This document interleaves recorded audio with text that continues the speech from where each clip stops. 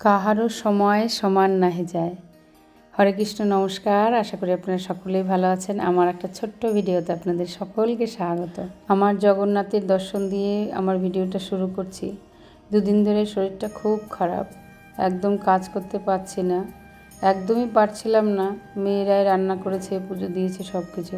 তাই আজকে সকাল থেকে উঠে কোনো রকমে একটুখানি ভগবানকে ড্রেস পরিয়ে পুজো দিয়েছি। কেননা ভগবানকে সেবা না করলে মনে শান্তি পাই না। মেয়েরা করে, কিন্তু মনের থেকে শান্তি পাই না আমি ভগবানের সেবা না করলে।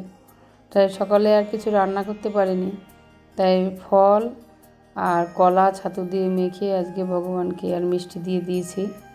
আপনারাও ভগবানকেও দর্শন করুন আর ভগবানের ভোগও দর্শন করুন।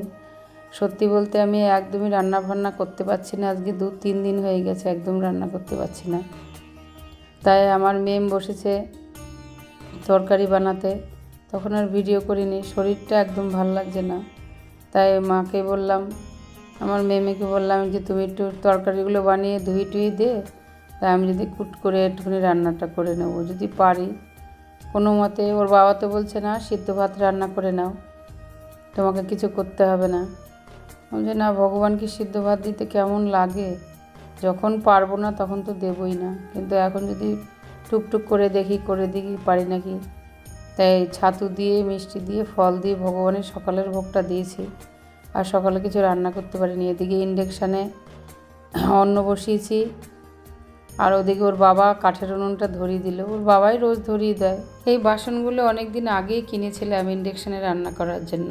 হাঁড়ি, কড়াই, কুকার, ডালটা করেছি। গ্যাসের যা ক্রাইসিস চলছে, যতদিন নর্মাল না হচ্ছে গ্যাসে আর হাত দেবো না, খুব প্রয়োজন না থাকলে।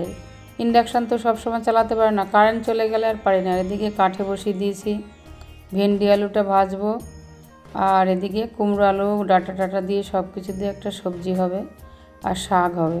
আর ওইদিকে স্টিলের কড়াইতে ইন্ডাকশানে অন্ন বসিয়েছি আর তেঁতো ডাল করব। এই করতে করতেই ঠিক মতন রান্নাও করতে পারছি না, শুধু মাথাটা ঘুরছে আর ভালো লাগছে না রান্না করতে। শরীরটা খুবই খারাপ, কিন্তু ভগবানকে ওই সিদ্ধ অন্ন দিতে একদম ভালো লাগে না। তাই এদিকে আমার রান্না প্রায় কমপ্লিট হয়ে গেছে। এদিকে শাকটা হলেই আমার হয়ে যায়। এদিকে শাকটা বসিয়ে দিয়ে ওখানে আবার অন্নটা ঢালতে যাব। হাঁড়িতে তো আর অন্ন বসাইনি, ওটা আবার ফুটো গামলা ঢেলে দিতে হবে। ফুটো গামলা ছাড়া আবার ওই হাঁড়ি বসানো যায় না। আমার হাঁড়িটা এরকম স্টিলের হাঁড়ি নেই, গামলাতে নাহলে কড়াইতে রান্না করে ইন্ডাকশানে ফুটো গামলা ঢেলে দিলে খুব সুন্দর অন্ন হয়। রান্না প্রায় কমপ্লিট হয়ে গেছে। এখানে হয়েছে অন্ন, তারপরে হয়েছে লাবড়া, তারপরে হয়েছে উচ্ছে দিয়ে তেঁতো ডাল, এটা কুকারেই করে নিয়েছিলাম, আর হচ্ছে ভেন্ডি আলু ভাজা, আর হচ্ছে শাক। তাও করবো না করে অনেকগুলোই হয়ে গেছে। ভগবানকে বলছি, ভগবান শক্তি দাও, নাহলে তোমার সেবা করতে পারবো না।